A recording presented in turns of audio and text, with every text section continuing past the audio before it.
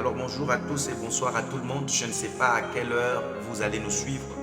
Moi personnellement, je vous salue, je suis heureux encore aujourd'hui de venir auprès de vous et surtout dans cette tranche 5 minutes dans la parole. Nous étions beaucoup plus sur Facebook et YouTube.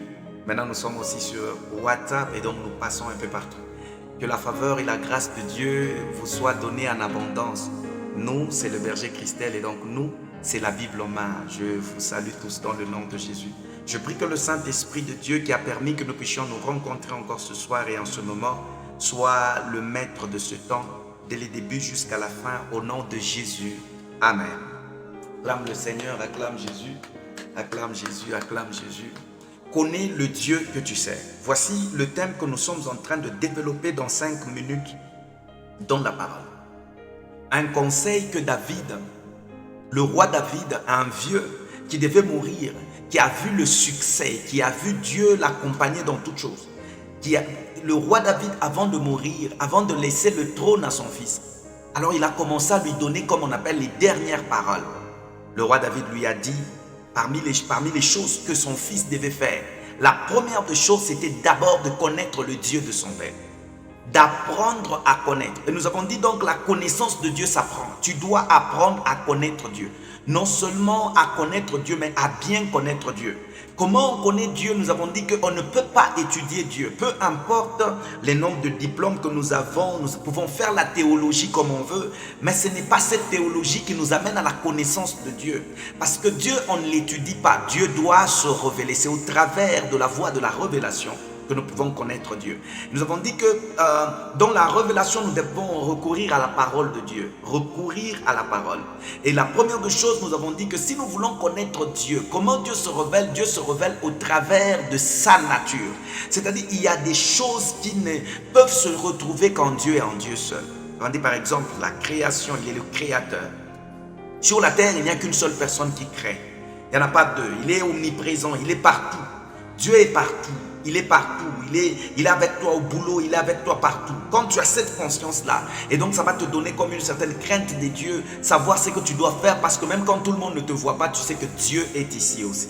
Et nous avons dit, il connaît tout, il est omniscient, il connaît toutes choses. Dieu connaît ta souffrance, Dieu te connaît, Dieu connaît les nombres de tes cheveux, il connaît ton nom, il te connaît par le nom.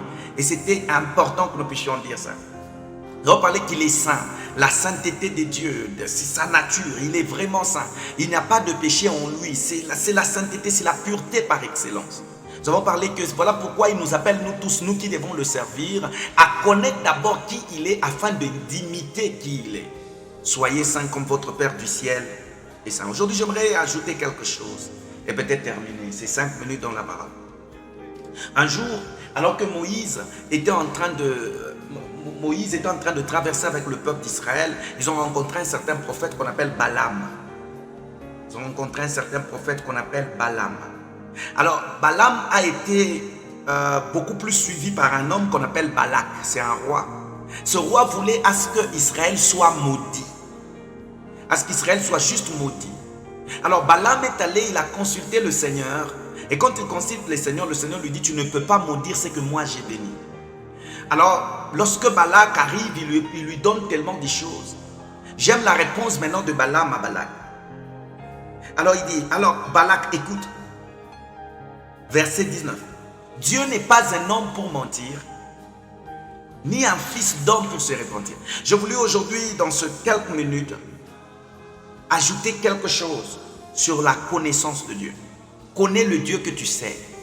Je voudrais aujourd'hui que nous puissions comprendre en tant que serviteurs de Dieu que le Dieu que nous servons n'est pas un homme. Dieu n'est pas un homme. En d'autres termes, Dieu n'a pas les mêmes sentiments d'homme. Dieu est une personne, mais ce n'est pas un homme. Dieu n'a pas les faiblesses d'homme. La chose qui te complique, toi, ne complique pas Dieu. La chose que tu ne maîtrises pas, Dieu la maîtrise comme il le faut. Pourquoi? Parce qu'il n'est pas un homme, mais il est Dieu. Dans un autre angle, nous pouvons regarder. Vous savez, en tant que chrétien, on a comme tendance à réduire Dieu à une certaine humanité ou à un humanisme. Dieu ne voit pas les choses comme nous. La Bible est en train de dire que tel que le ciel et la terre sont séparés, ainsi ses voies sont séparées de nos voies et ses pensées sont séparées de nos pensées. Dieu n'est pas un homme. Quand tu veux marcher avec Dieu, tu dois apprendre ça. Il y a des moments où tu as comme l'impression que parce que toi tu ne supportes pas telle personne, c'est que Dieu aussi ne la supporte pas. Non, Dieu ne voit pas les choses comme toi. Dieu, quand tu lis la Bible, tu vas vraiment comprendre, tu vas entrer, tu comprends, tu dis mais comment Dieu pouvait arriver alors que Joseph est là? Au lieu de donner le rêve à Joseph, mais Dieu prend le luxe d'aller donner le rêve à un pharaon. Vous savez, pharaon, c'est quelqu'un qui était respecté dans son pays et même vénéré dans son pays comme un dieu. En d'autres termes, il était comme une idole pour son peuple. Mais Dieu s'arrange pour aller donner le rêve, pas à Joseph, pas à Jacob, mais de donner le rêve de l'humanité à un homme sorcier qu'on appelle Pharaon. Je le répète encore avant de conclure, Dieu n'est pas un homme. Quand tu marches avec Dieu, il ne faut pas penser à mener Dieu dans ton système de jeu, ta manière de voir les choses. Et donc, il est très important que tu comprennes que le Dieu que tu sers n'est pas un homme. Dieu voit ta situation, il ne va pas agir de la manière dont toi tu veux. Il y a des hommes qui ont dit, Dieu écrit droit par des lignes courbes. C'est important de comprendre ça. Pourquoi? Parce qu'il est Dieu. Tu ne peux pas tout comprendre. Tu ne peux pas arriver, tu te dis, je veux comprendre Dieu. Parce qu'il n'est pas un homme. Un homme, tu peux le comprendre. Mais Dieu, tu ne le comprendras pas. Chers frères et sœurs, Dieu n'est pas un homme. Dieu n'est pas un homme.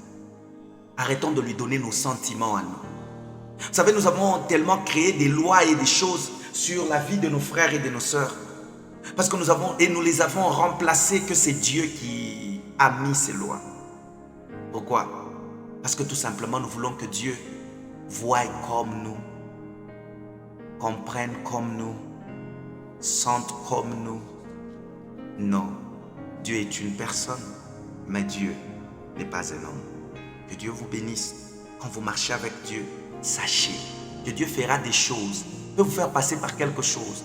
Il n'a même pas besoin de venir vous expliquer, vous donner le pourquoi il le fait. Il ne nous a pas promis qu'il va nous expliquer. Il n'est pas un homme. Parce qu'il y a d'autres choses que Dieu fait. S'il t'ouvrait les yeux, peut-être que tu ne marcheras plus en cours de route. Mais Dieu le fait. Il t'en épargne parce qu'il est ton Dieu. Est-ce que quelqu'un peut dire Amen? Que Dieu te bénisse. Et donc nous sommes sur tous les réseaux sociaux avec pour objectif les réseaux sociaux pour Christ.